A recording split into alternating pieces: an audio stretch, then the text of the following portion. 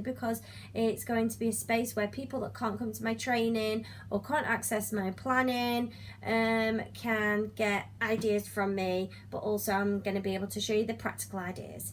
So I am indoors now, but I'm going to be going out lots. So the plan is this YouTube channel is going to be showing you lots of settings that I attend and go to. I'm going to start showing you some actual practical footage of how I do the learning. It's all right me saying it, and it's all right me putting it up on my Facebook and Instagram, but sometimes we just need that practical work shown in front of you. I'm also going to start doing some little reviews and things like that of products that I use. I mainly use natural resources, and I do that on purpose because we don't ever have any money in education, and for outdoor learning to sustain, it needs to be cheap. You know that your management are going to keep fueling you with lots of resources all of the time, but then there are some certain stuff that are useful and are worth putting your money into, such as this fabulous herb pots. I'm really into my vertical gardens at the minute, using every little space which not. So this is going to be something I'm going to talk about in some of my YouTubes. But I think to first get started, you need to know a little bit about me, really. So I did have a very active childhood. I used to spend all of my days outdoors, really, when I was younger.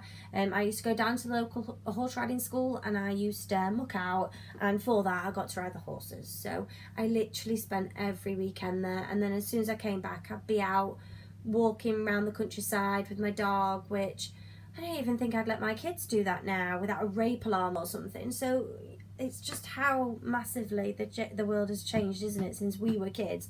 I think just thinking about your own childhood and what you were able to do and what the children aren't able to do now is a really big reason as to why I'm here and what I do. But anyway, after that, I did struggle in school a lot. I just really struggled with the teaching from a desk and looking at a board all day. I would just look out the window and just imagine and think. I was a very creative child, not always given the option to show that creativity. I'm very practical as well, so anything that was hands-on like DT, PE, all of that I really enjoyed, but actually sitting and listening to information bored me to tears. Not that I don't think there's a place for that, I just don't think there's a big place for that. Anyway, I then went and focused on a subject I felt I was really confident at, which was media studies, and I suppose I was. And then I went and worked in TV. I did a degree on that, and I worked in TV for 2 years, which was really great. It was fun. I made lots of cup of teas, but again, it wasn't something I felt was me, and was a place where I could express all of my talents, really. So I came back to Sheffield, where I'm from. My dad was like, "Sarah, go and work as a teacher," and I was like, "Dad, I'm not good enough," and he was like, "Just do it." So I went and worked as a TA for a bit, and then I went and did a PGCE and became a teacher for 11 years, and it was awesome. It was absolutely awesome. I had the best time. I learned so much. I met so many fabulous children, so many fabulous families, but I just got to a point where I was a bit like, something needs to change. And I think I was just sort of reflecting on my practice quite a lot, and I just felt like nothing really has changed, especially the support I feel for the special needs and the lower abilities, who this sort of way of teaching board to chair was the majority of their day. And I know that it's all down to how I was as a child. I think when you're a teacher, you draw back a lot of what strengths or what experiences you had as a child, and for me that type of learning didn't work, and I do feel for those children that kind of style doesn't suit them, but it doesn't mean that they can't learn that knowledge, because I know, ask me anything about horses, I know it. So if I'd had that much passion about geography, would I know so much more about geography right now? Probably yes. I need inspiring into that subject, and I need that subject to come alive in front of me for me to learn it. I think that's the sort of pinnacle of it, really. But anyway, so yeah, I did that, And then I did something a bit crazy, really. My husband was just delighted with this. I was just wanted to create and have time and have space and have freedom and creativity to sort of think of an approach that was a little bit different.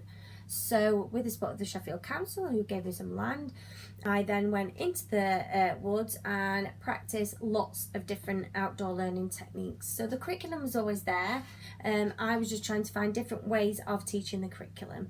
I had no board, I had no technology, I just had the sticks, the stones, the leaves around me. And the families in the local area supported me, brought their children, and allowed me to practice that sort of approach, really. And it was just a massive success. The parents were so engaged with it, the children were so engaged with it, and the progress I saw astounded me.